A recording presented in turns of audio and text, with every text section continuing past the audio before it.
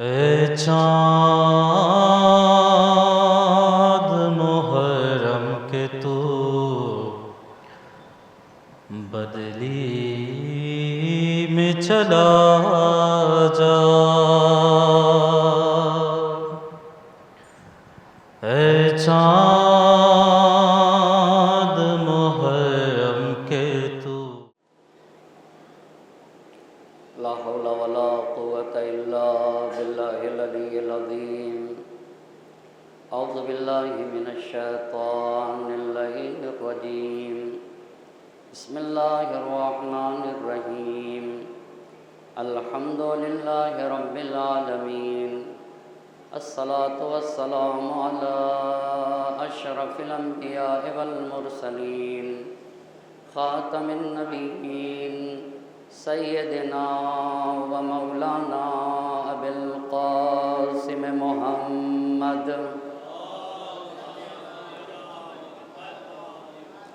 وعلى اہل بیتہ الطیبین الطاہرین المعصومین ولعنۃ اللہ علی اعدائہم اجمعین.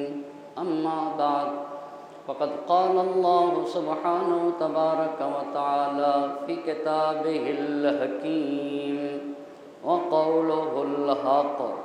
بسم الله الرحمن الرحيم. التائبون العابدون الحامدون السائحون الراكعون الساجدون الآمرون بالمعروف والناہون عن المنکر. صلوات پڑھتے پر محمد. عشر مجالس کی آج دوسری گفتگو ہے اور عنوان گفتگو ہے کربلا گام بگام. اس عنوان پہ گفتگو کرنے کے لیے قرآن مجید کی جس آیے مبارکہ کو سرنامے سخن قرار دیا ہے اس میں خالق اور مالک کا ارشاد ہو رہا ہے. وہ لوگ جو خدا سے معاملہ کرتے ہیں اور خدا سے معاملے میں یہ طے کرتے ہیں کہ ہم خدا کی راہ میں اپنی جان لگائیں گے اور راہ خدا میں اپنا مال خرچ کریں گے اور پھر آ کر یقاتلون فی سبیل اللہ راہ خدا میں جہاد کرتے ہیں. فیقتلون و یقتلون قتل کرتے ہیں اور قتل کیے جاتے ہیں. وعدن علیہ حقا فی التوراۃ والانجیل والقرآن. توریت میں، انجیل میں اور قرآن مجید میں یہ خدا کا وعدہ ہے. وعدہ یہ ہے کہ اگر تم ہماری راہ میں جان دو گے اور ہماری راہ میں مال دو گے تو ہمارا وعدہ یہ ہے کہ ہم اس کے بدلے تمہیں جنت عطا فرمائیں گے. ومن اوفا بعہدہ من اللہ ہے، اور خدا سے زیادہ وعدے کی وفا کرنے والا دوسرا کون ہے. فاستبشروا ببیعکم الذی بایعتم بہ. تم نے اگر مالک سے معاملہ کیا ہے، تم نے اپنے رب سے معاملہ کیا ہے، یہ کسی عام انسان سے معاملہ نہیں. تمہارا معاملہ تمہارے خالق سے ہے، تمہارے رب سے ہے، تمہارے معبود سے، تو تمہیں یہ معاملہ مبارک ہو. فاستبشروا ببیعکم الذی بایعتم بہ. تم نے خرید و فروش اپنے رب سے کیا، تمہارا رب خریدار ہے، تم اپنے جان اور مال کو بیچنے والے ہو. وَذَلِكَ هُوَ الْفَوْزُ الْعَظِيمُ. سب سے بڑی کامیابی تو یہی ہے کہ تم نے اپنے رب سے معاملہ کیا. مگر کون لوگ اپنے مالک سے معاملہ کرتے ہیں؟ کون لوگ ہیں جو سماج کو بدلنا چاہتے ہیں، جو معاشرے میں اچھائیوں کو عام کرنا چاہتے ہیں؟ مصلحین کے صفات کیا ہوتے ہیں؟ وہ کون لوگ ہوتے ہیں جو خدا کی راہ میں قتال کرتے ہیں، قتل کرتے ہیں اور قتل کیے جاتے ہیں، جنہیں خدا نے عظیم کامیابی کا تمغہ عطا فرمایا؟ ان کی پہلی شرط خالق اور مالک نے بیان کی، التائبون. وہ اپنے مالک سے جڑے ہوئے ہوتے ہیں، وہ آب توبہ سے اپنے وجود کو پاک و پاکیزہ بناتے ہیں، یہ ان کی پہلی شرط ہے العابدون۔ اور ان کی دوسری شرط یہ ہے کہ وہ سر نیاز کو صرف اور صرف اپنے معبود کی بارگاہ میں جھکاتے ہیں، وہ اپنے خالق کے علاوہ کسی کو لائق پرستش نہیں جانتے، وہ صرف اپنے مالک کی عبادت کرتے۔ اور ان کی تیسری صفت یہ ہوتی ہے الحامدون، وہ اگر تعریف بھی کرتے ہیں، حمد و ثنا کرتے ہیں تو اپنے رب کی حمد و ثنا کرتے، اپنے معبود کے علاوہ، اپنے رب کے علاوہ کسی دوسرے کو لائق تعریف نہیں سمجھتے۔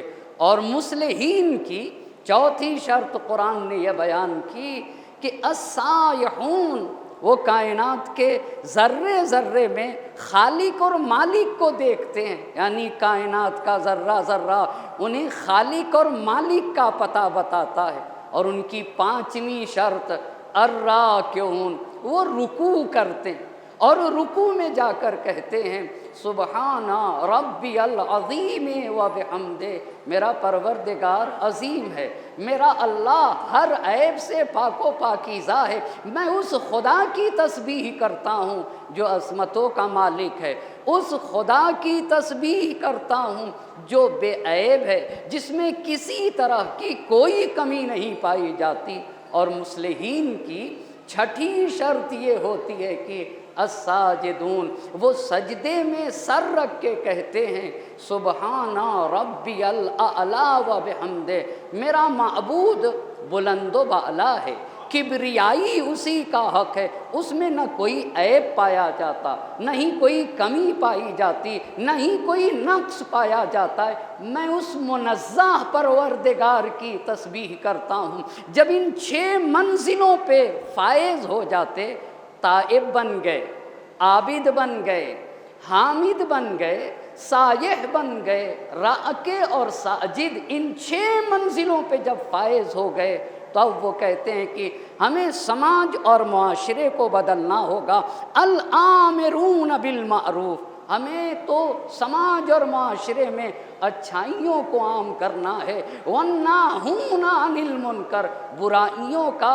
خاتمہ کرنا ہے، اسی کو مصلح کہا جاتا ہے۔ سید الشہداء حضرت ابا عبداللہ الحسین علیہ السلام، صلوات پڑھتے بر محمد اور آل محمد،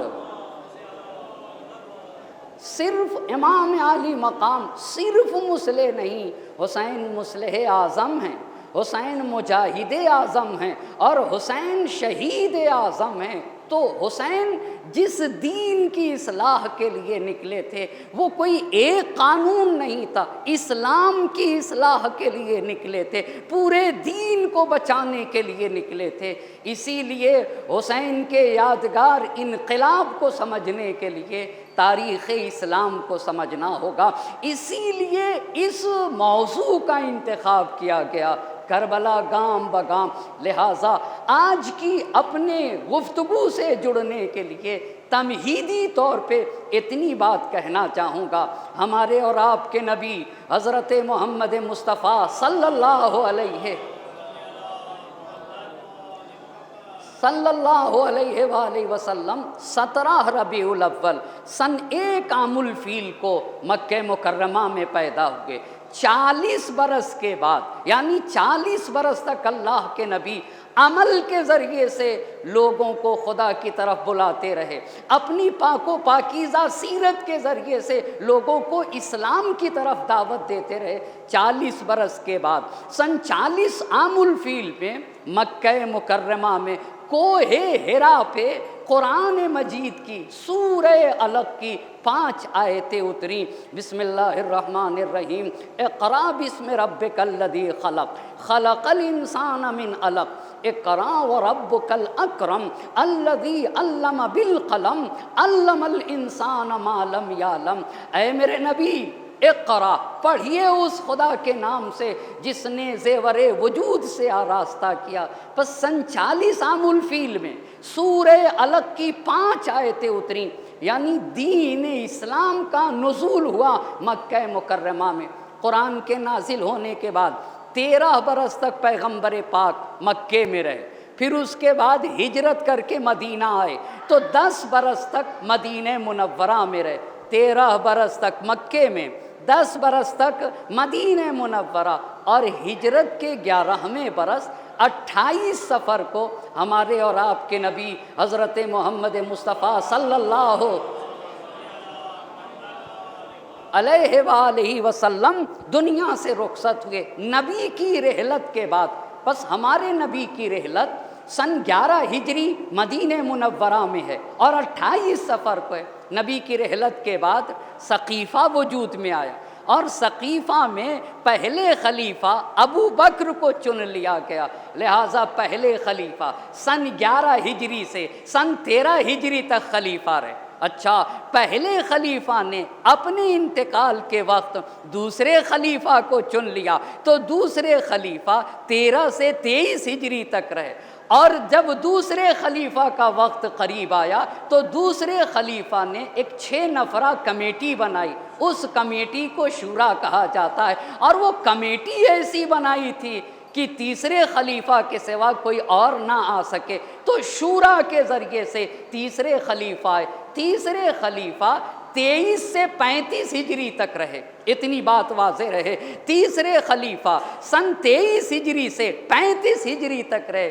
اچھا، یہ جو سن 23 ہجری سے 35 ہجری تک 12 سال کا زمانہ، اس 12 سال کے زمانے میں تیسرے خلیفہ کے زمانے میں کیسی خلاف ورزیاں ہوئیں وہ کل آپ کی خدمت میں عرض کیا۔ پہلی خلاف ورزی، اہم پوسٹیں، اہم عہدے بنی امیہ کے حوالے کیا گیا، شام معاویہ کے حوالے کیا گیا، مصر عبداللہ ابن ابی سر کے حوالے کیا گیا، بصرہ عبداللہ ابن عامر ابن قریظ کے حوالے کیا گیا، اور کوفہ ولید ابن عقبہ بن ابی معیط کے حوالے کیا گیا، اور یہ سب کے سب بے دین تھے، سب کے سب فاسق تھے، کل عرض کر چکا۔ دوسری خلاف ورزی کیا کی گئی؟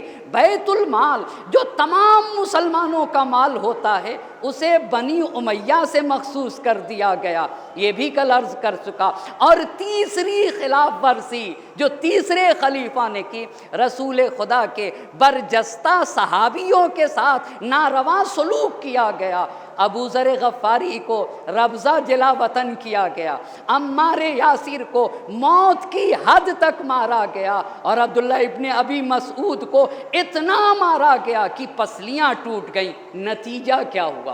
نتیجہ یہ ہوا کہ سن 35 ہجری ذی الحج کے آخر میں تیسرے خلیفہ کو قتل کر دیا جاتا ہے۔ یہیں تک تو کل کی گفتگو تھی۔ جب سن 35 ہجری ذی الحج کے مہینے میں تیسرے خلیفہ کو قتل کیا گیا، اب یہیں پہ ہمارے اور آپ کی آج کی گفتگو ہوگی۔ تو اس قتل عثمان کے بعد مدینے میں کون سے واقعات رونما ہوئے؟ جب تیسرے خلیفہ کو قتل کیا گیا، بہت توجہ کرنے کا مقام ہے، تیسرے خلیفہ کو قتل کیا گیا تو اس وقت کے زیادہ تر اکثر کہتے ہیں 100 میں 80% اگر کسی بات کو لوگ قبول کریں تو اسے اکثر کہا جاتا ہے، تو مدینے کے اکثر لوگ، زیادہ تر لوگ اس بات کی طرف متوجہ ہو گئے کہ اس وقت صرف علی ابن ابی طالب ہی وہ ہیں جو مسلمانوں کی بھنور میں پھنسی ہوئی کشتی کو ساحل نجات تک پہنچا سکتے ہیں، اور تمام انحراف اور تمام کنجرویوں کو سدھار کر کے امت کی رہبری کر سکتے ہیں۔ مگر بہت افسوس، آپ یہ بتائیے 11 سے 13، 13 سے 23، 23 سے 35 کتنے برس ہیں؟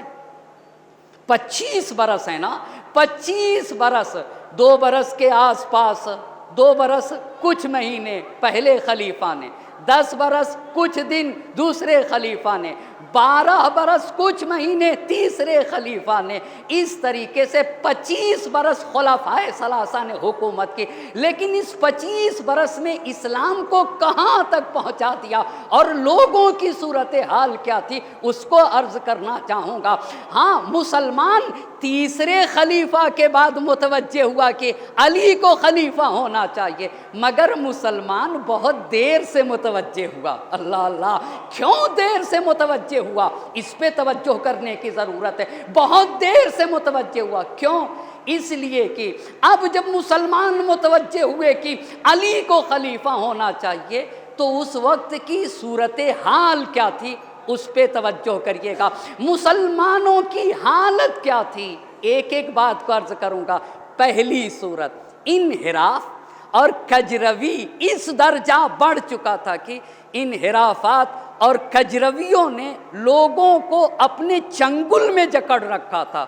لوگ بے دین ہو چکے تھے، اب اس بے دینی سے باز نہیں آ سکتے تھے۔ پہلی بات، اس 25 سال میں اتنا انحرافات اور اتنی کجرویاں بڑھ گئی تھی کہ انحرافات اور کجرویوں نے لوگوں کو اپنے چنگل میں پکڑ رکھا تھا، جکڑ رکھا تھا، اس سے وہ باہر نہیں جا سکتے تھے۔ یہ پہلی بات۔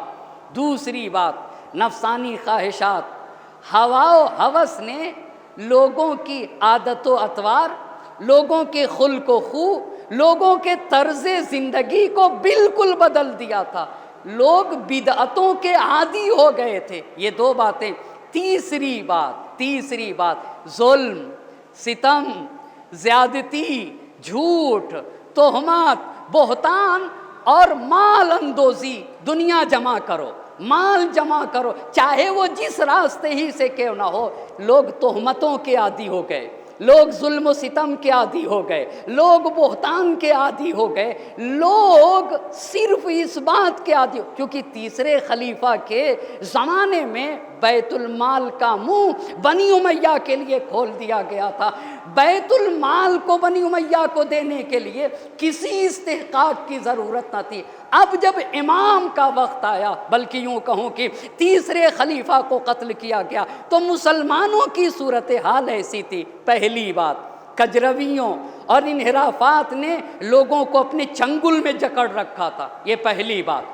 دوسری بات، نفسانی خواہشات، ہوا و ہوس نے لوگوں کے عادات و اطوار، لوگوں کے اخلاق کو بدل دیا تھا۔ لوگ بدعتوں کے عادی ہو گئے تھے، رسول کے لائے ہوئے دین کے پابند نہ تھے، بدعتوں کے پابند تھے۔ تیسری چیز کیا رائج تھی؟ جھوٹ، تہمت، بہتان، ظلم، زیادتی اور مال الدوزی۔ یہ تین باتیں، اور ہمارے اور آپ کے مولا حضرت امیر المؤمنین علی بن ابی طالب، صرف آپ ہی وہ ذات گرامی تھے جو تمام کے تمام مسلمانوں کو رسول خدا کے زمانے کے اسلامی اخلاق کی طرف پلٹا سکتے تھے۔ لیکن ہوا کیا؟ اب جب امام نے لوگوں کو غیر شرعی کام سے روکنا چاہا، غیر شرعی کام سے، کہ ابھی ساری تفصیلیں آئیں گی، جب امام نے لوگوں کو غیر شرعی کاموں سے روکنا چاہا، پس لوگ امام سے جنگ کے لیے تیار ہو گئے۔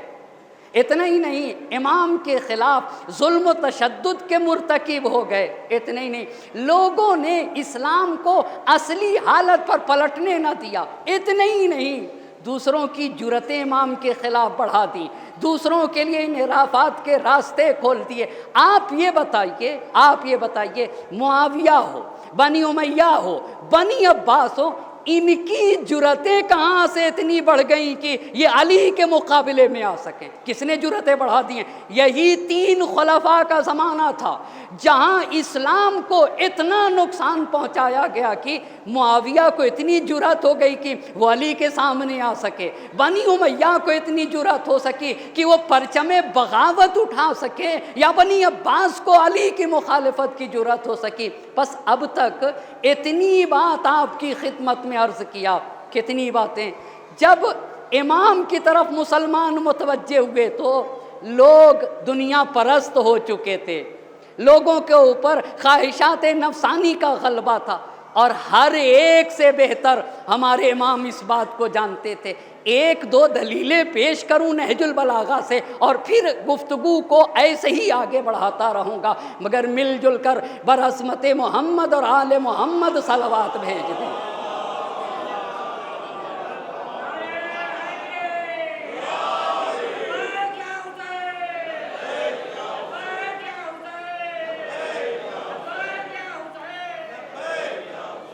اب جب مسئلہ کیا ہوا، جب عثمان قتل کر دیے گئے تو جو مشکل تھی وہ سب سے بہتر میرے امام سمجھتے تھے، مشکل یہ تھی کہ لوگوں کے اندر اب اتنی تاب و تما نہ تھی کہ وہ حق کی حکومت کو برداشت کر سکتے، وہ علوی حکومت کو برداشت کرنے کی تاب و تما نہ تھی۔ اور اس بات کو میرے امام نے خوب بتایا، پہلی جگہ نہج البلاغہ سے پہلی دلیل میرے امام نے کہ جب لوگ امام کے ہاتھوں پر بیعت کرنے کے لیے آئے تو امام نے کہا کہ دعونی والتمسوا بی غیری، مجھے چھوڑ دو، مجھے حکومت کے لیے انتخاب نہ کرو، کسی دوسرے کو انتخاب کر لو۔ کیوں آقا، کیوں آپ منع کر رہے ہیں، کیوں آپ حاکم بننے سے منع کر رہے ہیں؟ فَإِنَّا مُسْتَقْبِلُونَ أَمْرًا، اس لیے کہ ہم ایک ایسے امر سے روبرو ہو رہے ہیں، لَهُ وُجُوهٌ وَأَلْوَانٌ،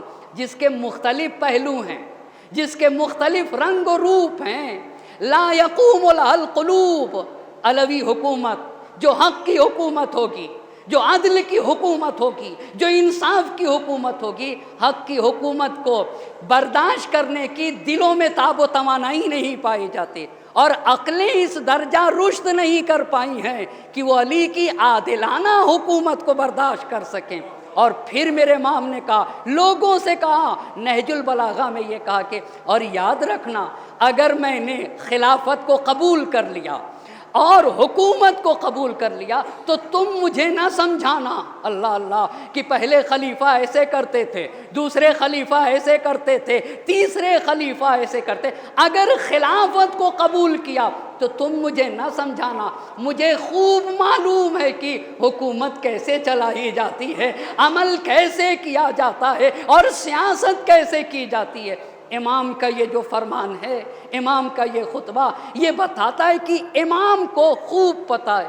بھائی صاحب، تیسرے خلیفہ کے زمانے میں بلا حساب و کتاب لوگوں کو بیت المال سے دیا جاتا تھا، اور گورنر کیسے چنے جاتے تھے، گورنر کے لیے کیپیسٹی نہیں دیکھی جاتی تھی، نہ چننے میں صلاحیت دیکھی جاتی تھی، نہ گورنروں کو ہٹانے میں، اور لوگ تیسرے خلیفہ کے رنگ میں اتنا رنگ گئے تھے کہ امام کا یہ خطبہ اشارہ کرتا ہے کہ ان کا بدلنا یا تو دشوار تھا یا ناممکن اور محال نظر آتا تھا۔ ایک صلوات پڑھ دیجئے گا بر محمد اور آل محمد۔ بس یہ ایک بات، دوسری دلیل عرض کرنا چاہوں گا، کس بات پہ دلیل پیش کر رہا ہوں؟ بس دلیل اس بات پہ ہے کہ جب عثمان کو قتل کیا گیا تو انحراف کس درجہ تھا، اس پہ آپ کی خدمت میں عرض کر رہا ہوں۔ دوسری دلیل، نہج البلاغہ میں خطبہ ہے، اسے خطبہ شقشقیہ کہا جاتا ہے، اس خطبے کو خطبہ شقشقیہ کہا جاتا ہے۔ وہاں پہ میرے امام نے کہا، قتل عثمان کے بعد کسی چیز نے مجھے نہیں چونکایا۔ ایک ایک بات پہ توجہ کریے گا، بڑی عظیم عظیم باتیں آپ کی خدمت میں عرض کرنا ہے۔ کہا قتل عثمان کے بعد کسی چیز نے مجھے نہیں چونکایا سوائے اس کے کہ لوگوں کی ایک بڑی تعداد قطار در قطار ٹوٹ گئی میرے اوپر، اور اتنا مجمع ہوا کہ حسن و حسین بھیڑ میں دب گئے، اور میری قمیص دو طرف سے پھٹ گئی، اور جیسے گوسفند کسی کے ارد گرد جمع ہوتے ہیں نا، بکریاں کسی کے ارد گرد جمع ہو جائیں، بکریوں کا ریوڑ، ایسے لوگ میرے پاس جمع ہوئے قتل عثمان کے بعد۔ اور جب میں نے خلافت کو قبول کر لیا تو ایک گروہ نے میرے ساتھ کیے ہوئے عہد و پیمان کو توڑ دیا۔ یہ کون سا گروہ ہے؟ یہ کون سا گروہ؟ اسی کو ناقصین کہتے ہیں۔ جو جنگ جمل میں آئے تھے ان کو ناقصین کہا جاتا، نہروان والے کو مارقین کہا جاتا ہے، اور معاویہ والوں کو قاسطین کہتے۔ ایک صلوات پڑھ دے بر محمد اور آل محمد۔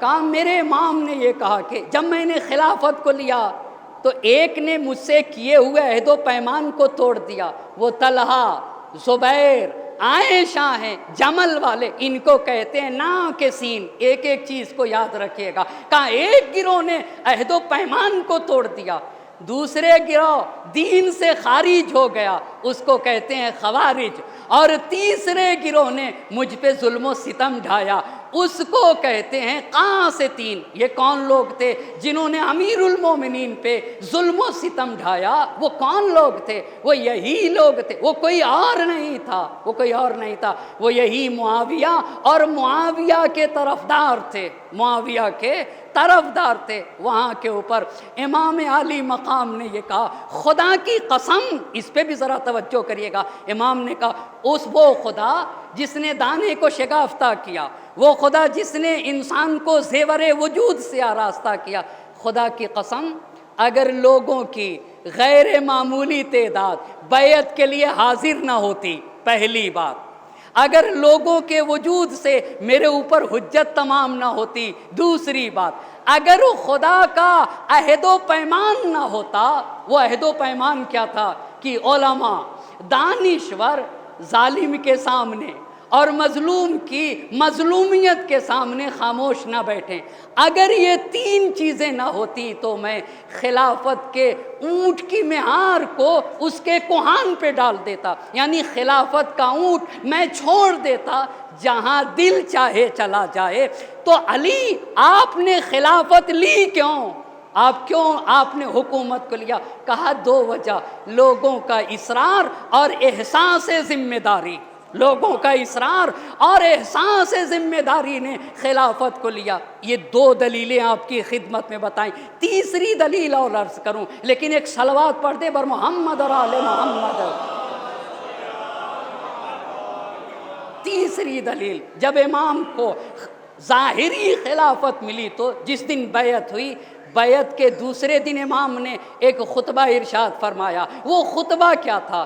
خطبے میں یہ کہا، اے لوگو، عثمان نے جن جن لوگوں کو زمینیں بغیر استحقاق کے دے دی، بڑی زمینیں بانٹی تھیں، کہا ہر وہ زمین اور ہر وہ چراگاہ جو عثمان نے ایسے ہی دے دیا، اور ہر وہ مال جو بغیر استحقاق کے ہبہ کر دیا ہے، وہ سارا کا سارا مال، ساری کی ساری زمینیں بیت المال میں پلٹاؤں گا۔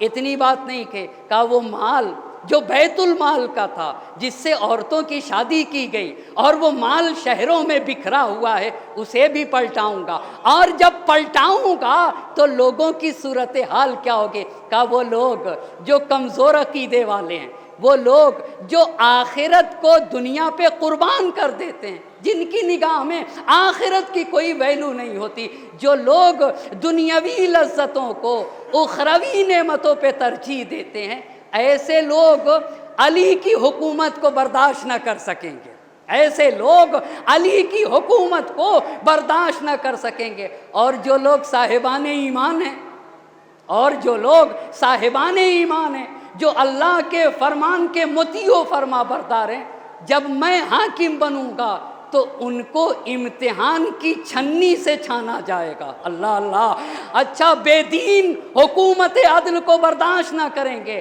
پر صاحبان ایمان کے لیے بڑا دشوار وقت ہوگا۔ ایک بات عرض کروں اور یہیں سے اب بیعت کی داستان آپ کو عرض کروں گا۔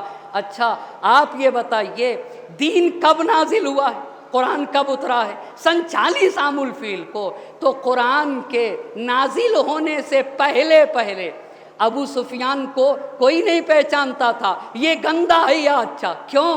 اس لیے کہ ابھی امتحان کا وقت نہیں آیا تھا۔ اللہ اللہ، امتحان کی بنیاد پر انسان پہچانا جاتا ہے۔ آپ سے میں پوچھنا چاہوں گا، یہ بتائیے اگر بتی کو جلایا کیوں جاتا ہے؟ جی، ہم اور آپ اگر بتی جلاتے کیوں ہیں؟ بھائی بغیر جلائے رکھ دیجئے نا، بغیر جلائے رکھ دیجئے نا، بغیر جلائے رکھ دیجئے۔ مہندی کو پیستے ہیں، پیس کے کیوں لگایا جاتا ہے؟ ایسے ہی پتہ لا کے رکھ لیجئے، پتہ یہ چلا اگر بتی کو جب تک جلایا نہ جائے گا خوشبو نہیں دے سکتی ہے۔ اگربتی کو خوشبو دینے کے لیے جلنا شرط ہے، مہندی میں رنگ تب آتا ہے جب اسے گھسا جاتا ہے، بغیر گھسے رنگ نہیں آتا۔ انسان کی حقیقت کھل کے کب سامنے آتی ہے؟ جب امتحان کی چکی میں اسے پیسا جاتا ہے نا، تب انسان کی حقیقت کھل کے سامنے آتی ہے۔ جب تک اللہ کے نبی نے دین کا اعلان نہیں کیا تھا، اس وقت تک ابو سفیان بھی اچھا نظر آتا تھا، دوسرے بھی اچھے نظر آتے تھے۔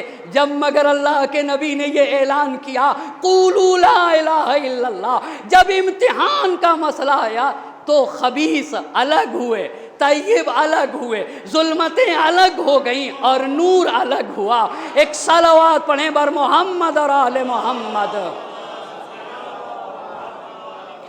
اتنی تمہید کے بعد اب مسئلہ امام کے ہاتھوں پہ بیعت کا ہے، تو بیعت کی داستان کیا ہے؟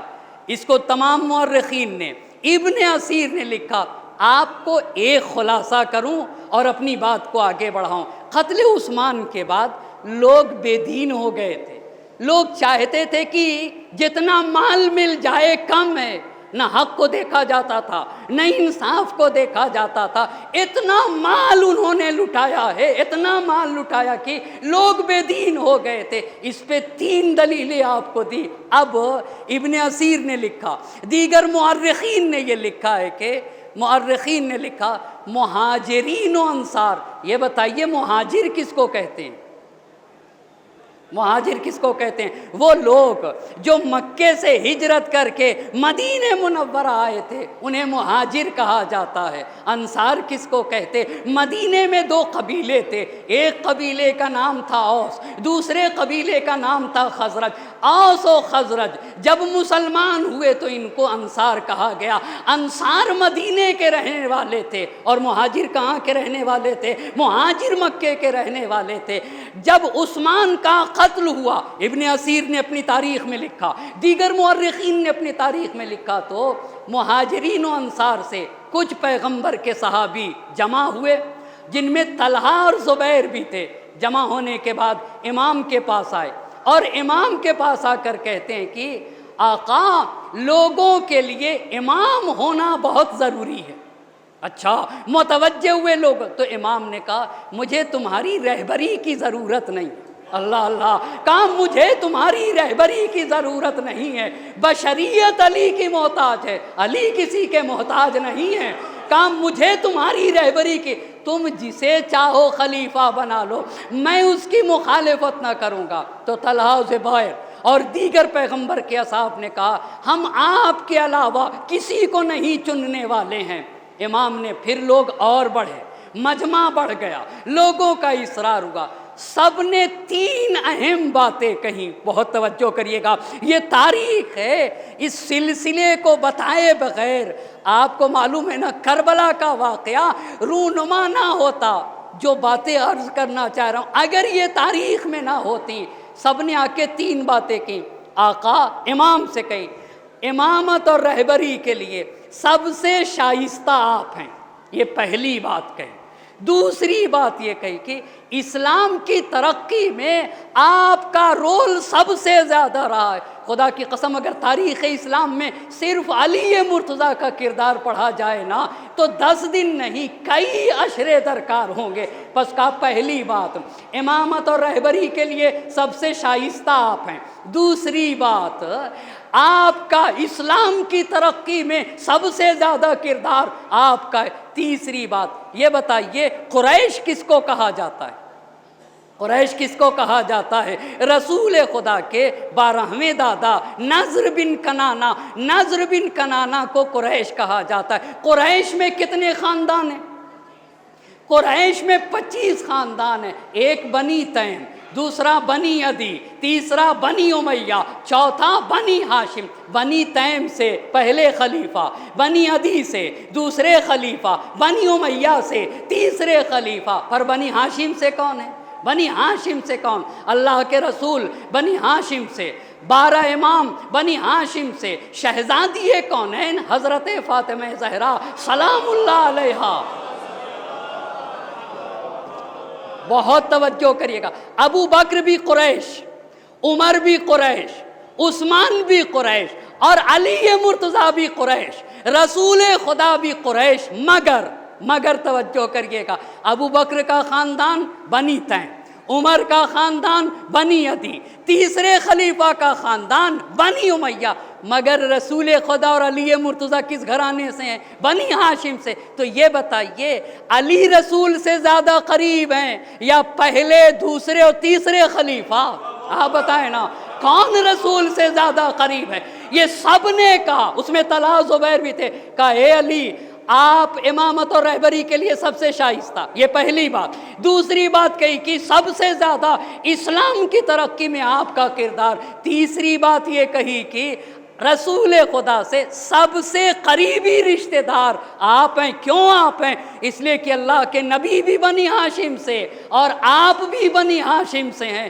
تو میرے امام نے کہا کہ مجھے چھوڑ دو، مجھے معاف کر دو، میں تمہارا وزیر رہوں، یہ بہتر ہے اس بات سے کہ تمہارا حاکم بن جاؤں۔ مطلب کیا ہوا؟ اس کا کیا مطلب ہوا؟ اس کا مطلب یہ ہوا کہ علی کو تو صرف تمہاری مدد چاہیے، علی تمہاری نصرت کرنا چاہتے ہیں۔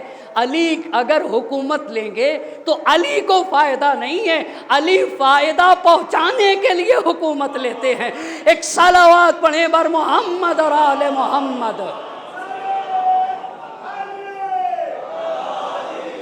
بس 3 دلیلیں پیش کی۔ پہلی دلیل کیا تھی؟ پہلی دلیل، گھبرائیے گا نہیں، پہلی دلیل امامت و رہبری کے لیے سب سے شائستہ آپ ہیں۔ دوسری دلیل کیا تھی؟ اسلام میں سب سے زیادہ رول آپ کا ہے۔ تیسری دلیل کیا تھی؟ تیسری دلیل یہ تھی کہ رسول خدا کے سب سے قریبی رشتہ دار آپ ہیں نا۔ امام نے کہا کہ نہیں، میں تمہارا وزیر رہوں گا، وزیر کا مطلب تمہارا ناصر و مددگار رہوں گا۔ لیکن مدینے کے حالات، ابن اسیر نے اپنی کتاب تاریخ جلد نمبر 3 صفحہ نمبر 80 پہ یہ بات لکھی ہے، بہت توجہ کریے گا۔ مدینے کی فوجی طاقت نے اہل مدینہ کو خبردار کیا۔ وہ کیا خبردار کیا؟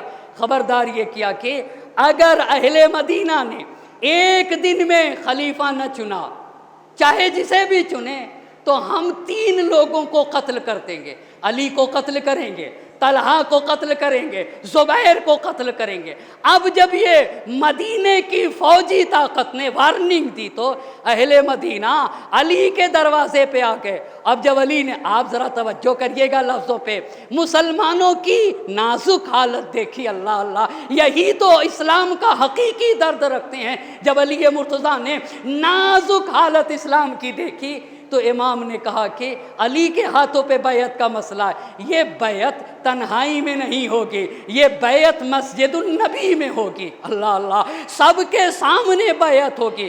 سب نے کہا اچھی بات ہے، بیعت مسجد النبی میں ہوگی، سب کے سامنے ہوگی۔ اب تاریخ نے لکھا ہے کہ امام نے امامہ پہنا، بدن کے اوپر ایک پیراہن ڈالی اور اپنی تلوار کو کمر سے حمائل کیا اور اپنی نالین کو دست مبارک میں لے لیا۔ میں سوچ رہا تھا علی مرتضیٰ نے اپنی نالین دست مبارک میں کیوں لی ہے؟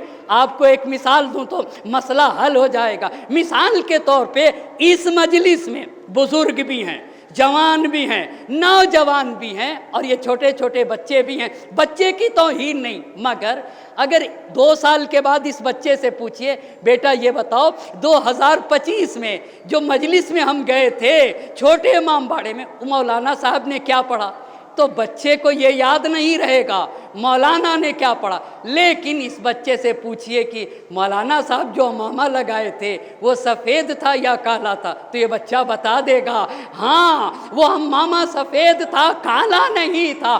ہاں امامہ یاد رہے گا پر بات یاد نہ رہے گی۔ آپ سے میں پوچھنا چاہتا ہوں، رسول منبر سے حسن و حسین کی فضیلت زبان سے بیان کرتے تھے، پر اللہ کے نبی حسن و حسین کا بوسہ کیوں دیتے تھے، رخسار کیوں چومتے تھے، اپنے دوش پہ کیوں بیٹھاتے تھے؟ کیوں؟ اس لیے کہ مجمع میں جوان بھی ہوتے تھے، مجمع میں بچے بھی ہوتے تھے، مجمع میں بوڑھے بھی ہوتے تھے۔ کیسے پتا چلے گا کہ نبی حسن و حسین سے محبت کرتے تھے؟ چوم کے بتایا تاکہ بچے کو بات یاد رہے یا نہ رہے مگر مجھ نبی کا عمل ضرور یاد رہے گا. ایک صلوات پڑھیں بر محمد اور آل محمد.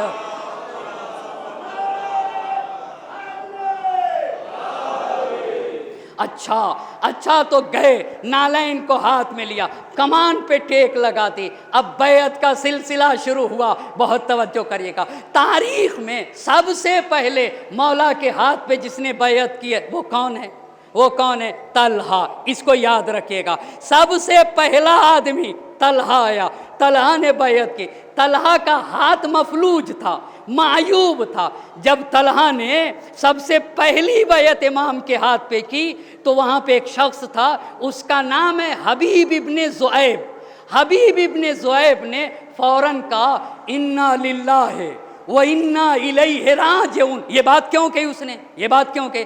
کہا سب سے پہلا ہاتھ جس نے بیعت کی وہ عیبی ہاتھ ہے. اللہ اللہ، بہت توجہ کریے گا، معیوب ہاتھ ہے، وہ مفلوج ہاتھ ہے. یہ بیعت، اس کا انجام اچھا نہ ہوگا. یہیں سے توجہ کریے گا، اس کا انجام اچھا نہ ہوگا، یہ تو انجام بخیر نہ ہوگا. کیوں؟ عیبی ہاتھ نے بیعت کی ہے. طلحہ کے بعد کس نے بیعت کی؟ طلحہ کے بعد کس نے بیعت کی؟ طلحہ کے بعد دوسرا انسان جس نے بیعت کی ہے وہ زبیر ہے. طلحہ اور زبیر کے بعد بہت توجہ، دونوں نے بیعت کر لی اور 4 مہینے کے بعد بیعت توڑ دی. کس نے؟ سب سے پہلے طلحہ نے بیعت کی، طلحہ کے بعد زبیر نے بیعت کی، اور دونوں نے بیعت کرنے کے 4 مہینے کے بعد بیعت کو توڑ دیا. اور اس کے بعد سارے لوگوں نے بیعت کی. اچھا، اس کے بعد تمام لوگوں نے بیعت کی. بہت توجہ کریے گا، مہاجر کسے کہتے ہیں؟ بتائیں گے آپ، مہاجر کسے کہتے ہیں؟ جی، مہاجر کسے کہتے ہیں؟ مکے کے تھے یا مدینے کے؟ مکے کے رہنے والے تھے. انصار کہاں کے رہنے والے تھے؟ مدینے کے. تو کیا کوئی ایسا تھا، اس سب سے کام ہے، کوئی ایسا تھا مدینے میں جس نے امیر المومنین کے ہاتھوں پہ بیعت نہ کی ہو؟ ہاں، مہاجرین میں سے 2 لوگ جنہوں نے امام کے ہاتھوں پہ بیعت نہیں کی.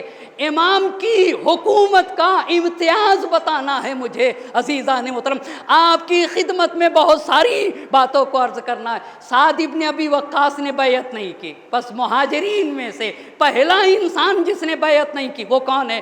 سعد ابن ابی وقاص، جس کا بیٹا عمر سعد ہے، جس کا بیٹا عمر سعد. دوسرا کون؟ دوسرے خلیفہ کے ایک بیٹا ہے عبداللہ ابن عمر. عبداللہ ابن عمر کون ہے؟ عمر ابن خطاب کے بیٹے کو عبداللہ ابن عمر کہتے ہیں. 2 لوگوں نے مہاجرین میں سے بیعت نہیں کی. کون کون؟ کون کون؟ سعد ابن ابی وقاص اور کون؟ عبداللہ ابن عمر. اور انصار میں سے بہت 10 لوگوں نے 9 لوگوں نے انصار میں سے بیعت نہیں کی، جس میں سے ایک ابو سعید خدری ہیں، دوسرا نعمان بن بشیر ہے، تیسرا حسان بن ثابت ہے. اچھا، اتنے لوگوں نے بیعت نہیں کی. امیر المؤمنین خلافت ظاہری پر فائز ہو گئے. کب بیعت ہوئی امام کے ہاتھوں پہ؟ کب بیعت ہوئی ہے؟ سن 35 ہجری میں. اچھا، کتنی تاریخ تھی؟ 25 ذی الحج. کتنی تاریخ تھی؟ 25 ذی الحج. 25 ذی الحج 35 ہجری کون سا دن تھا؟ جمعے کا دن. بہت توجہ کریے گا، 35 ہجری 25 ذی الحج جمعے کا دن امام کے ہاتھوں پہ بیعت ہوئی. جب امام کے ہاتھوں پہ بیعت ہوئی تو دوسرے دن امام نے خطبہ دیا. اس خطبے میں اپنی حکومت کے سیاسی کلی خطوط بنائے کہ میں حکومت کیسے چلاؤں گا. ایک خطبہ دیا. وہ کون سا دن ہوگا جس دن خطبہ دیا ہے؟ ایک صلوات پڑھ دیجئے محمد اور آل محمد. اگر تھوڑا سا آگے آ جائیں تو پیچھے والوں کو زحمت نہ ہوگی. مل جل کر برعظمت محمد اور آل محمد صلوات پڑھ دیجئے گا.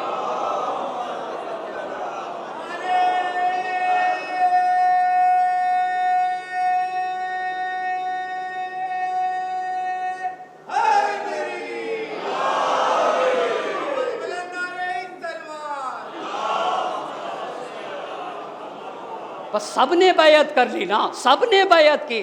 بیعت کس دن ہوئی ہے؟ جمعے کے دن. اچھا کتنے ذیلحج کو؟ 25 ذیلحج کو. کس سن میں؟ سن 35 ہجری میں. دوسرا دن کون سا دن ہوگا؟ سنیچر کا دن ہوگا.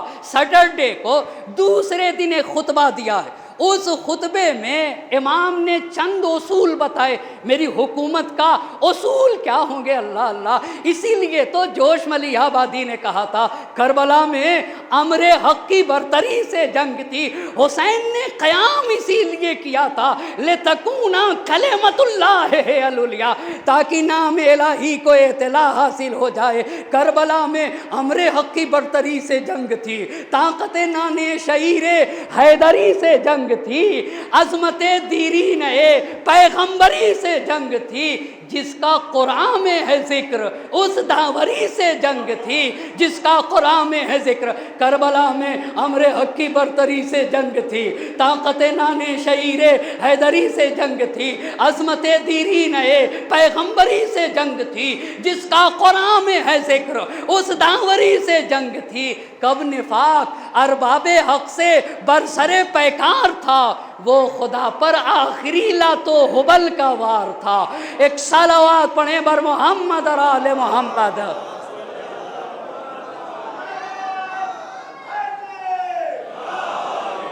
ایک اور صلوات پڑھ دیجئے گا برعظمت محمد اور آل محمد. بس پہلی بات یہ ہے کہ سن 35 ہجری 26 ذیلحج کو سنیچر سیٹرڈے کو امام نے خطبہ دیا ہے. اس میں چند اہم باتیں بتائیں. پہلی بات، اہل مدینہ کو خطاب کر کے کہا اے اہل مدینہ. آپ کو پتہ ہے تاریخ میں سن 36 ہجری میں ایک جنگ ہوئی ہے، اسے جنگ جمل کہتے ہیں. میں بہت اللہ سے دعا کر رہا ہوں کہ اس پورے عشرے میں جنگ جمل مکمل ہو سکے.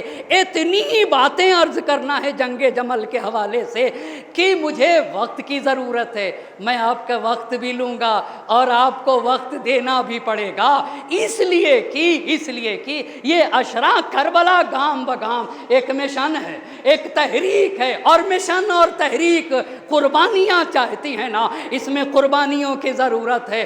مجھے محنت کرنا ہے، محنت کر کے آپ تک پیغام حسینی کو پہنچانا ہے. کتنی عظیم بات جوش ملی آبادی نے کہی تھی. کربلا ایک تزلزل ہے محیط دوران. میں آپ سے پوچھنا چاہوں گا، حسین مدینہ سے نکلے تھے، مکے میں آ گئے تھے، مگر کوفے میں انقلاب ہے. ارے حسین مکے میں ہے اور انقلاب کوفے میں ہے، حسین مکے میں ہے اور انقلاب بصرے میں.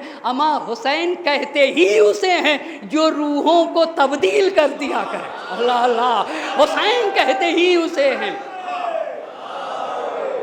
حسین کہتے ہی اسے ہیں جو روحوں میں انقلاب لے آئے. کتنی عظیم بات. کربلا ایک تزلزل ہے محیط دوران. کربلا خرمن سرمائے پہ ہے برق تپاں. جو مالداری کو اپنی ٹھوکروں سے روند دے اسے کربلا کہا جاتا ہے. کربلا طبل پہ ہے ضربت آواز اذاں. باطل کے خلاف اعلان حق کو کہا جاتا ہے. کربلا جرأت انکار ہے پیشے سلطان. ظالموں کے خلاف جو بولنا سکھا دے اسے کربلا کہا جاتا ہے. ستمگروں کے خلاف جو اٹھنا سکھا دے. یہ ایران کے مجاہدین نے کہاں سے درس لیا تھا؟ ظالموں کے خلاف بولنا کہاں سے سیکھا تھا؟ ستمگروں کے خلاف بولنا کہاں سے؟ یہ درس گاہے حسینی کے پروردہ تھے. اسی لیے تو جوش نے کہا تھا کربلا جرأت انکار ہے پیشے سلطان. ظالموں کے خلاف جو بولنا سکھائے اسے کربلا کہتے ہیں. ستمگروں کے خلاف جو اٹھنا سکھائے اسے کربلا کہتے.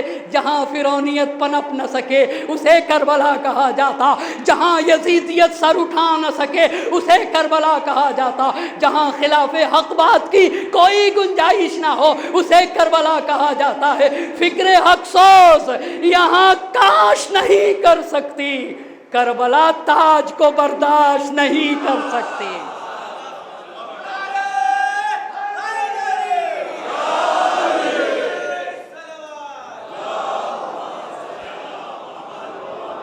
फिक्र हक सोज यहाँ काश नहीं कर सकती, करबला ताज को बर्दाश्त नहीं कर सकती, करबला अब भी हुकूमत को निगल सकती है, करबला तख्त को तलवों से मसल सकती है, करबला खार तो क्या आग पे चल सकती है, करबला वक्त के धारे को बदल सकती है, करबला वो किला है जहाँ जर्रार रहा करते हैं, जहाँ कर्रार रहा करते हैं, करबला में फर्रार की कोई गुंजाइश नहीं। अल्लाह अल्लाह, करबला कलए फौलाद है जर्रारों का, करबला नाम है चलती हुई तलवारों का। एक सलावत पढ़े बर मोहम्मद और आले मोहम्मद। अच्छा तो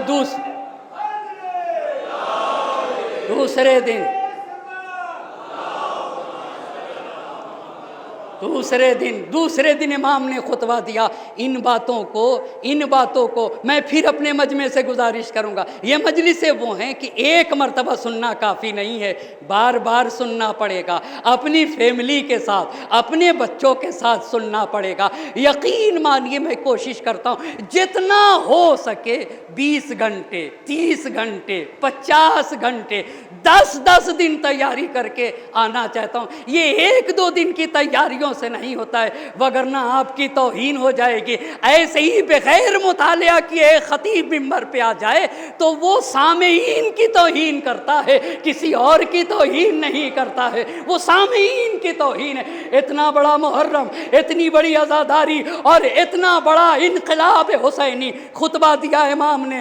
बैत के दूसरे दिन, शनिचर का दिन था, पहली बात कही, अहले मदीना याद रख लो, पहली बात मैंने बार बार तुम्हारे इसरार करने पर मजबूर होकर खिलाफत को कबूल किया।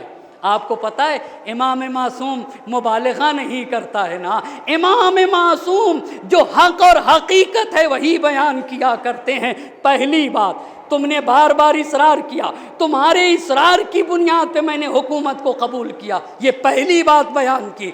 दूसरी बात इमाम ने कही, दूसरी बात बहुत तवज्जो करिएगा, कहा तुम्हारे इम्तिहान का वक्त है, तुम्हारे आजमाइश का वक्त है। जैसे रात की तारीकी तुम्हारे घरों में आती है ना, ऐसे ही फितने ने तुम्हारा रुख कर लिया है। अल्लाह अल्लाह, जैसे रात की तारीकी तुम्हारे घरों में आती है ना, ये पता चलेगा जंगे जमल में, ये सारी उसकी तरफ इशारा है। जंगे जमल में अली के साथ कौन, तलहा जुबैर और हजरत आयशा के साथ कौन है ना, बहुत अजीम बातें हैं। और तारीख की पहली जंग है जहां 2 मुसलमान लड़े। कौन सी जंग?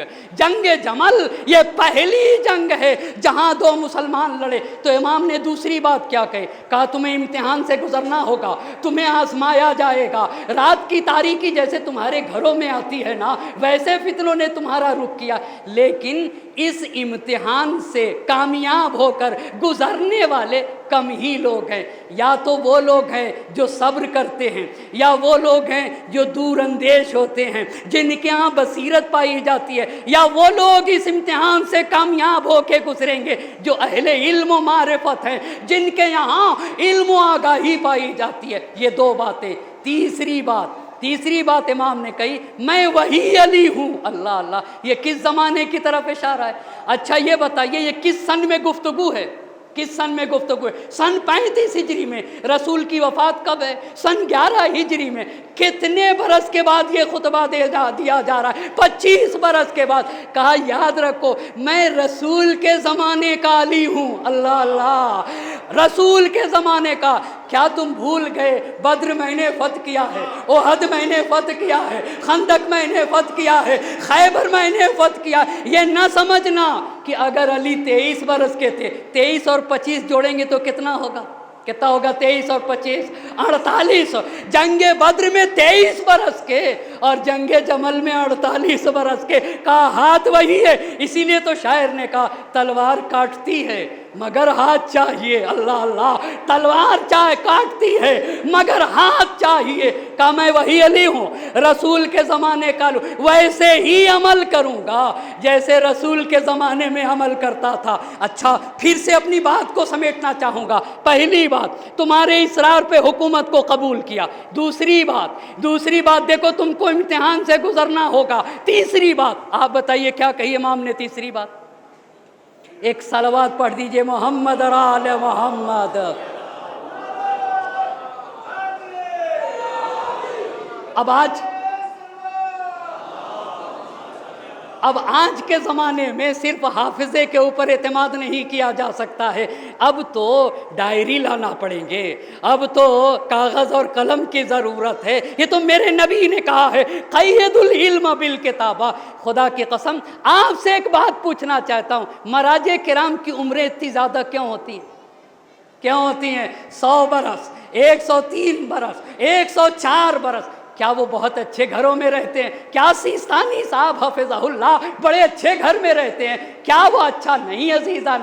عمریں بڑھتی کیوں ہیں؟ میں نے اپنے استاد سے پوچھا, یہ بتائیے عمر کیسے بڑھتی ہے؟ کہا جب ایک فقیہ کو کسی مسئلے کا علم ہوتا ہے تو اتنا زیادہ خوش ہوتا ہے کہ اس خوشی کے سامنے کوئی بھی چیز آ جائے اتنا خوش نہ ہوگا جتنا علم حاصل کر کے خوش ہوتا ہے. اللہ اللہ, جتنا علم حاصل کر کے فقیہ کے ذہن کو سکون ملتا ہے نا, کسی چیز سے سکون نہیں ملتا. میرے استاد کہتے ہیں جب میں ایک نئی بات سیکھتا ہوں تو میری عمر 2 سال بڑھ جاتی ہے. اس کا مطلب یہ ہوا کہ سیکھنے سے عمریں بڑھ جایا کرتی ہیں. ایک صلوات پڑھیں بر محمد اور آل محمد. اچھا, پہلی بات تمہارے اصرار سے قبول کیا. دوسری بات, امتحان سے گزرنا ہوگا. تیسری بات امام نے کہی, وہی رسول کے زمانے کا علی ہوں. چوتھی بات, بہت اے اہل مدینہ, اللہ اللہ, اے اہل مدینہ, تم میں سے جن لوگوں کو عیش و عشرت نے اپنے قبضے میں جکڑ لیا ہے, جنہوں نے زمینیں ہڑپی ہیں, جنہوں نے جائیداد ہڑپا ہے, جنہوں نے نہریں جاری کی ہیں, جو قیمتی گھوڑوں پہ سوار ہوئے ہیں, اور جنہوں نے نرم و نازک کنیزوں کو اپنے پہلو میں رکھا, یہ ملی کہاں سے تھی ان کو؟ بولیے نا, یہ ملی کہاں سے تھی؟ یہ تیسرے حکومت میں ملی تھی. کہا اے اہل مدینہ, جن لوگوں نے زمینیں ہڑپی ہیں, جن لوگوں نے نہریں جاری کی ہیں, جو لوگ قیمتی گھوڑوں پہ سوار ہوئے ہیں, جن کے پہلو میں نازک بدن کنیزیں ہیں, ان کے لیے وہ بڑی تکلیف دہ بات ہوگی جب علی بیت المال کا سارا مال بیت المال میں پلٹائیں گے. اللہ اللہ, کہا یہ ساری چیزیں آپ کو اندازہ ہوگا علی کے مقابل میں کیوں لوگ کھڑے ہو گئے. کہا یہ ساری چیزیں بیت المال میں پلٹاؤں گا. آقا دیجئے گا کتنا؟ کہا جتنا حق ہے وہ اتنا ہی دیا جائے گا. اللہ, اور پھر کا یہ کون سی بات تھی؟ یہ چوتھی بات تھی نا. ہاں, آپ کو پتہ ہے اسی مجمع میں کچھ ایسے بھی بچے ہیں جتنی باتیں میں پڑھتا ہوں وہ ساری باتیں آپ کو بتا دیں گے. پانچویں بات, اور کہا جتنے رسول خدا کے اصحاب ہیں, اللہ اللہ, کہا جتنے رسول خدا کے اصحاب ہیں, کوئی یہ نہ سمجھے کہ اگر وہ صحابی ہے تو بیت المال سے اس کو زیادہ ملے گا. اللہ اللہ, کہا صحابی کو بھی اتنا دوں گا, غیر صحابی کو بھی اتنا دوں گا, رسول کی ازواج کو بھی اتنا ہی دوں گا, اور ایک عام انسان کو اتنا دوں گا. کیوں آقا؟ کہا رسول ایسے کیا کرتے تھے. بھائی حکومت علوی یہی تو ہے جو خدا کی کتاب کے مطابق ہو اور سنت نبوی پہ چلے, وہی علوی حکومت ہوگی. صلوات پڑھے بر محمد اور آل محمد. اچھا, پانچویں بات, کہا صحابی اگر کوئی یہ خیال کرے کہ بھائی ہم تو رسول کے صحابی ہیں, ہم کو بیت المال سے زیادہ ملے گا, کہا اگر وہ یہ خیال کرے تو اس کا اجر خدا کے نزدیک ہے, خدا اسے عطا کرے گا. میں علی بیت المال تقسیم کروں گا, رسول کے رشتہ دار کو, رسول کی بیویوں کو, اصحاب پیغمبر کو, تمام مومنین کو برابر سے دوں گا. یہ کتنی باتیں کہی ہیں؟ 5 باتیں. چھٹی بات کا ایما رجل استجاب للہ وللرسول, تم میں سے جو لوگ اللہ اور رسول کی بات پر لبیک کہہ دے، فصدقا دیننا ہمارے دین کی تصدیق کر دے، ودخل فی دیننا دین اسلام میں داخل ہو جائے، اور استقبل قبلتنا اور پھر ہمارے قبلے کی طرف رخ کر لے، جو بھی بس پہلی بات اللہ اور رسول کی بات پر لبیک کہے گا، یہ پہلی بات، ہمارے دین کی تائید کرے گا، یہ دوسری بات، دین اسلام میں داخل ہو جائے، تیسری بات، جس نے قبلے کی طرف رخ کر لیا وہ اسلام کے حقوق سے بہرہ مند ہوگا، وہ اسلام کے حقوق سے یعنی اس کو ملے گا۔ اچھا یہ کتنی باتیں ہوئیں؟ 6۔ 7ویں بات، ممکن ہے مجمع میں کوئی سوچ رہا ہوگا مولانا بہت جلدی جلدی پڑھتے ہیں، ممکن ہے کوئی سوچ رہا ہوگا مولانا بہت جلدی جلدی، اگر میں سوچ رہا تھا اس سال کاش یہ عشرہ 10 دن کا نہ ہوتا، 20 دن کا ہو جاتا، پہلی محرم سے شروع کر کے 20 محرم تک چلتا ہوتا تو میں شاید مگر کیا کیا جائے، ہاں اتنی بات ضرور کہوں گا، آپ کا وقت ضرور لوں گا، کیوں؟ یہ مشن ہے، یہ تحریک ہے، یہ سید الشہداء کا یادگار انقلاب ہے۔ خدا کی قسم اگر کوئی ترازو ہوتی جو وزن بتا دیتی کہ علم کا وزن کیا ہے، تو آپ جس دن مجلس میں آئیں گے آنے سے پہلے ویٹ کر کے آتے اور مجلس کے بعد ویٹ کرتے، اگر کوئی ترازو ہوتی تو آپ کا وزن بدل جاتا ہوگا۔ ایک صلوات پڑھے بر محمد اور آل محمد۔ اچھا 6 باتیں بتائی نا، 7ویں بات بتا دی، 8ویں بات، اے اہل مکہ انتم عباد اللہ، 7ویں بات ہے نا، انتم عباد اللہ، تم سب خدا کے بندے ہو، سلمان خدا کے بندے، ابو ذر خدا کے بندے، والمال مال اللہ، تم سب خدا کے بندے ہو، اور بیت المال کس کا مال ہے؟ خدا کا مال ہے۔ تقسموا بینکم بالسویہ، میں مال کو برابر سے بانٹوں گا، کہاں بانٹوں گا؟ برابر سے۔ اب کون سا پوائنٹ چلنا ہے؟ 8واں پوائنٹ، کچھ لوگ کہہ رہے تھے ہم نے جہاد کیا ہے، ہم نے خدا کے لیے جہاد کیا ہے، ہم نے روزہ رکھا ہے، تو یہ بتائیے جہاد خدا کے لیے کیا تھا نا، تو اجر کون دے گا؟ اجر کون دے گا؟ اگر ہم نماز دکھاوے کے لیے پڑھیں تو نماز صحیح ہوگی؟ ہرگز نہیں۔ جہاد اگر لوگوں کے لیے کیا جائے تو جہاد بھی باطل ہو جائے گا۔ یہ 8واں پوائنٹ امام نے کیا فرمایا؟ کہا دیکھو متقین کا اجر کون دے گا؟ کون دے گا؟ خدا دینے والا ہے متقین۔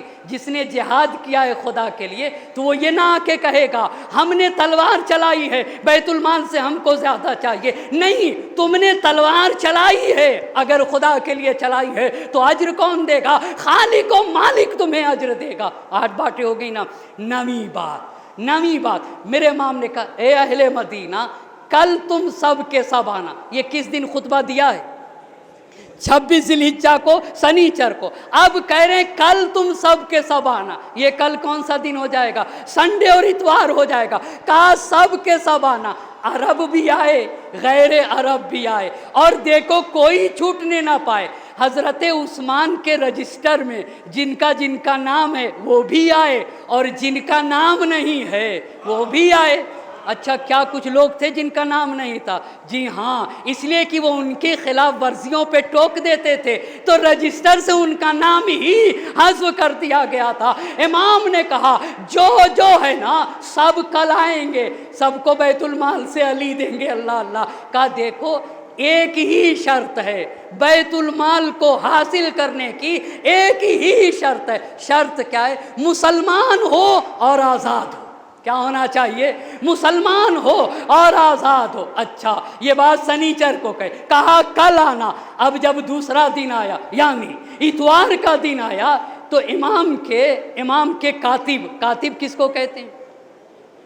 لکھنے والا، جو نام لکھتا ہے۔ کاتب عبید اللہ ابن ابی رافع، نام کیا ہے؟ اب عبید اللہ ابن، اب ممکن ہے کوئی سوچ رہا ہو کہ مولانا اتنے نام کیسے یاد ہوں گے؟ آپ سے پوچھنا چاہوں گا بلی بڑی ہے یا انسان؟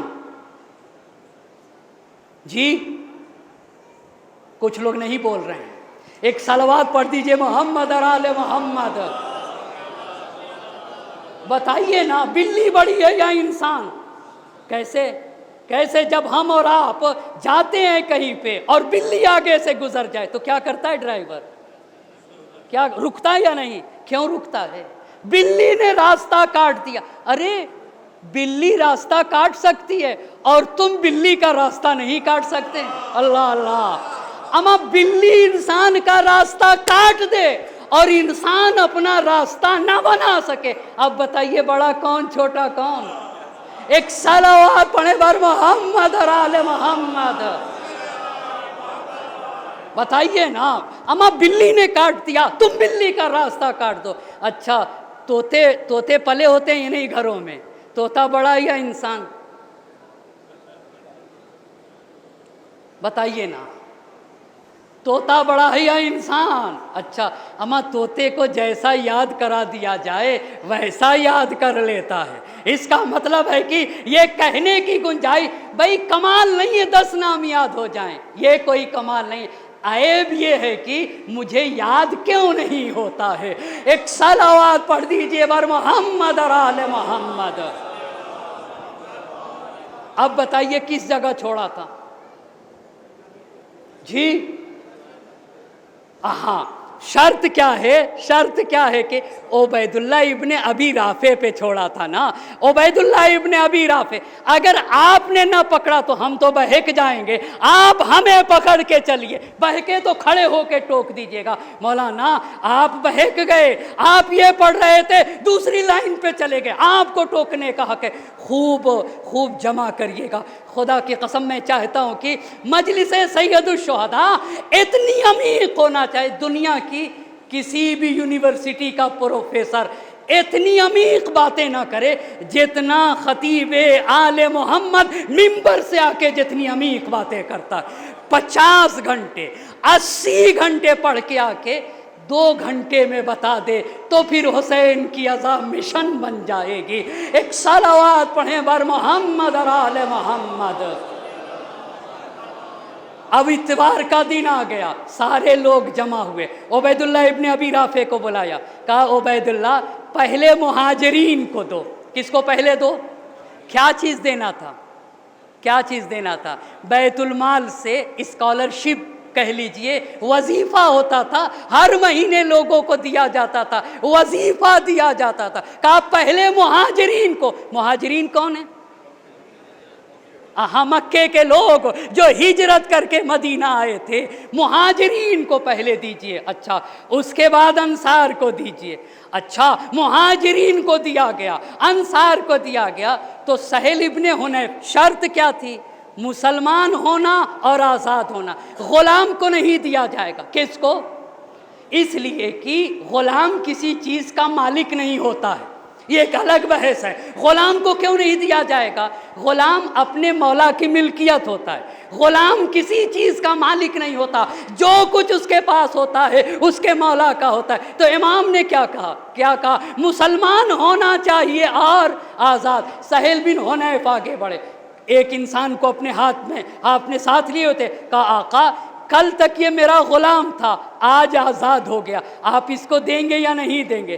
امام نے کہا جتنا تم کو ملے گا اتنا ہی اس کو بھی ملے گا. اللہ اللہ. کہا جتنا تم کو. آپ بہت تاریخ کی بنیادوں کو سمجھیے, کہاں سے مخالفت شروع ہوئی. کہا جتنا سہیل کو ملے گا اتنا ہی اسے ملے گا جو کل تک غلام تھا لیکن آج کیا ہو گیا؟ آج آزاد ہو گیا. بس یہی مساوات تھی. طلحہ, زبیر, عبداللہ ابن عمر, مروان بن حکم, سعید بن عاص اور دیگر قریش کے لوگوں پہ علی کی عدالت کی بجلی گر گئی. علی کی عدالت کی بجلی گر گئی. کس پہ کس پہ بولیے نا, کس پہ کس پہ؟ کہیے طلحہ, کہیے زبیر, کہیے مروان بن حکم, کہیے سعید بن عاص, عبداللہ ابن عمر. انہوں نے کہا ہم نہیں لیں گے. کیوں نہیں لوگے؟ کیوں نہیں لوگے؟ یہیں سے علی کی مخالفت. کیوں نہیں لیں گے؟ ارے ہم کو بھی اتنا ہی اور اسے بھی اتنا جو کل تک. امام نے کہا یہ نہ چلے گا, مسلمان ہونا شرط ہے اور آزاد ہونا شرط ہے. یہ علی کی حکومت کا نتیجہ. بھائی یہیں سے مخالفت شروع ہو گئی. ایک صلوات پڑھ دیجئے گا محمد اور آل محمد پہ. آج مجھے گھڑی نہیں دکھ رہی تھی، میرے خیال سے آج میں گفتگو یہیں کے اوپر روکوں، اور یاد رکھیے گا اپنے مجمع سے پھر کہنا چاہوں گا، اپنے مجمع اگر آپ کو یہ نہیں کہنا چاہتا ہوں کہ آپ اس مجلس میں کوشش کریے کہ کوئی بھی کڑی مس نہ ہونے پائے، اگر مجلس چھوٹ گئی تو بہت نقصان آپ کا ہوگا، مس نہ ہونے پائے۔ ہم اپنا ماضی پلٹائیں گے، ماضی کیا تھا ہمارا، ہماری ہی قوم تھی، ہمارے ہی علماء تھے، 3.5 گھنٹے مجلسیں پڑھتے تھے، ہم بھی پڑھیں گے، ہم بھی پڑھیں گے انشاءاللہ المستعان۔ ہم اپنا ماضی، سنے گا کون مولانا، سنے گا کون، آپ پڑھیے گا، ہم سننے والے کی بھی تربیت کریں گے۔ اللہ اللہ، یہ جو نسل جوان ہے نا، یہ جو آج کی نسل جوان ہے، یہ خوب، یہ 3.5 گھنٹے کیا، یہ 6 گھنٹے بھی سنے گی۔ ہم اس نسل جوان کی تربیت کریں گے، ہم تو اپنا ماضی پلٹائیں گے۔ اب آپ اتنا مجھے بتا دیجئے، میں نے روکا کہاں پہ، میں نے کہاں پہ روکا ہے جی؟ کس نے نہیں لیا بیت المال سے، کس نے طلحہ، زبیر، عبداللہ ابن عمر، سعید بن عاص اور مروان بن حکم، عثمان کے چچا زاد بھائی، عبداللہ ابن عمر دوسرے خلیفہ کا بیٹا۔ اچھا، اب اس کے بعد والا دن، ہم جمعے کو بیعت ہوئی، سنیچر کو امام نے خطبہ دیا، اتوار کو کیا کیا، بیت المال کو تقسیم کیا۔ اب منڈے کی بات ہوگی، کل کس کی بات کی جائے گی؟ منڈے کو کیا ہوا؟ منڈے کو امام مسجد النبی میں، لوگ امام کے ارد گرد۔ اچھا، یہ کل یہاں سے گفتگو ہوگی، منڈے کو کیا ہوا؟ سن 35 ہجری ہے یا 36 ہجری ہے؟ ابھی ذی الحج کا مہینہ ہے یا ذی الحج کا مہینہ ہے؟ اچھا، کتنا اچھا میرا مجمع ہے اور کتنے اچھے سامعین ہیں۔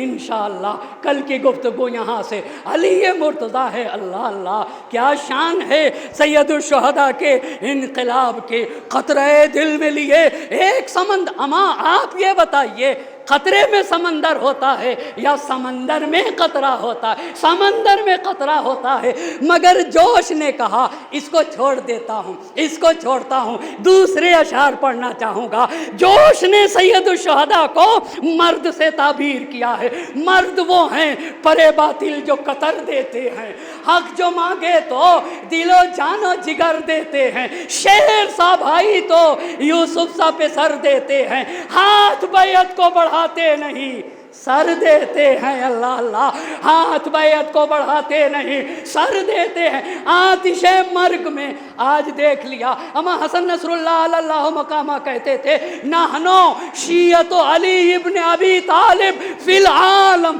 دنیا کو بتایا ہے اگر حق کے لیے کوئی قوم خون دے گی تو وہ کوئی دوسری قوم نہیں ہے، علی کے سچے پیروکار ہی جان دینے کے لیے تیار ہیں۔ اسی لیے حسن نصر اللہ اللہ مقامہ کہتے تھے، نحن شیعت علی ابن ابی طالب فی العالم۔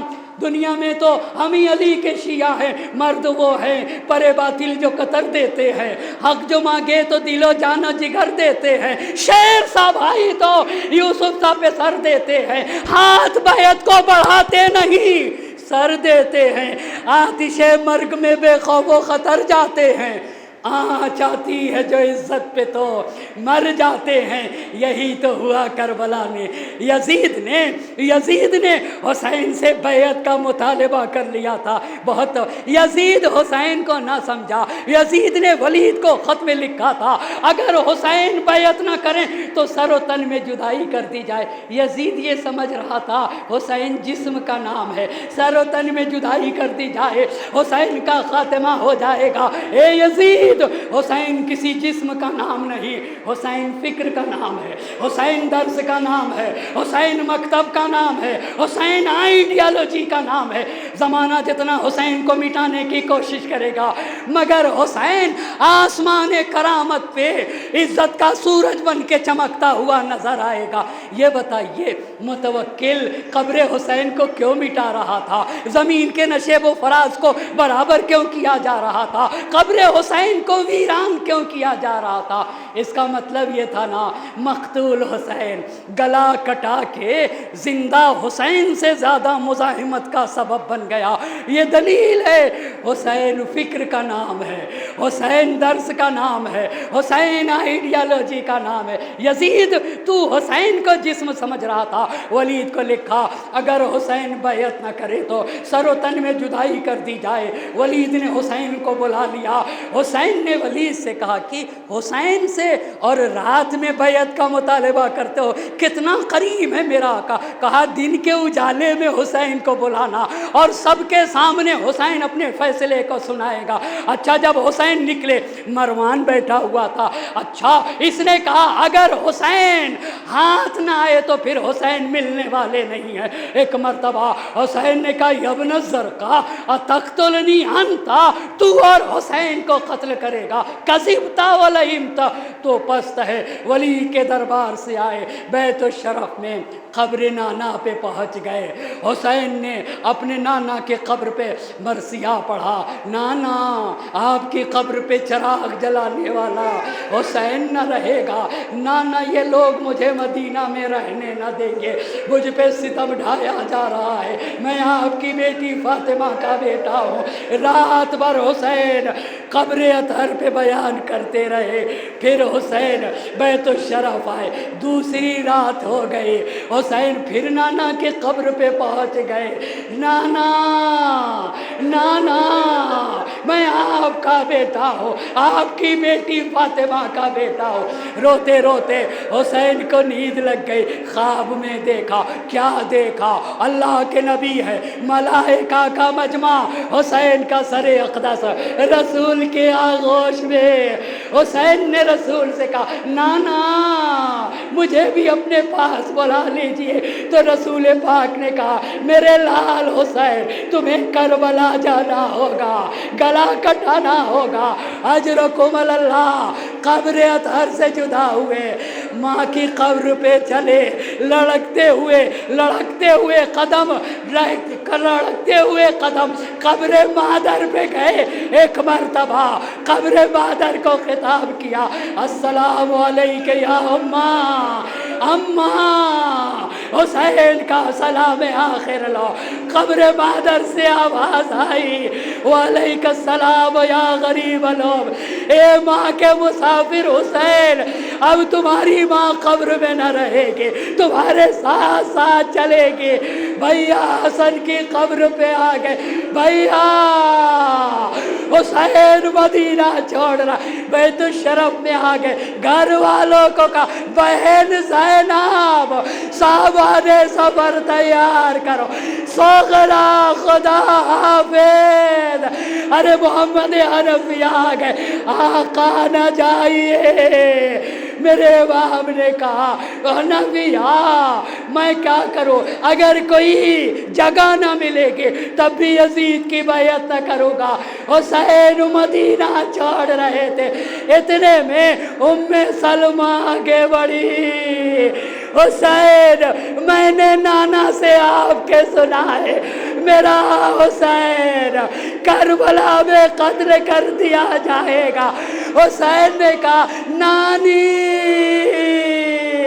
ہاں میں وہ دن جانتا ہوں جس دن مجھے قتل کیا جائے گا، میں اپنے قاتل کو پہچانتا ہوں، میں اپنے شہداء کے مقتل کو بھی پہچانتا ہوں۔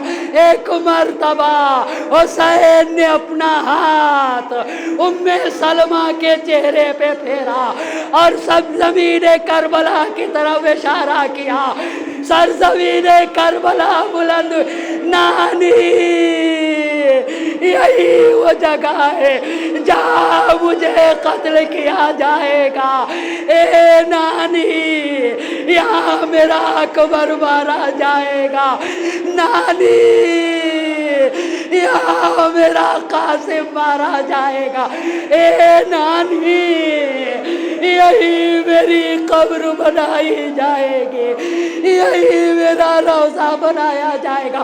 ایک مرتبہ کربلا کی خاک اٹھالی اور اٹھانے کے بعد ام سلمہ کو دیکھ کے کہا نانی اس خاک کو اپنے پاس رکھ لیجئے، جب تک یہ خاک خاک رہ جائے سمجھیے گا حسین زندہ، اور جب خاک خون میں بدل جائے سمجھیے گا آپ کا حسین دنیا میں رہا نانی میں راک نہ جاؤ تب بھی مجھے قتل کر دیا جائے گا۔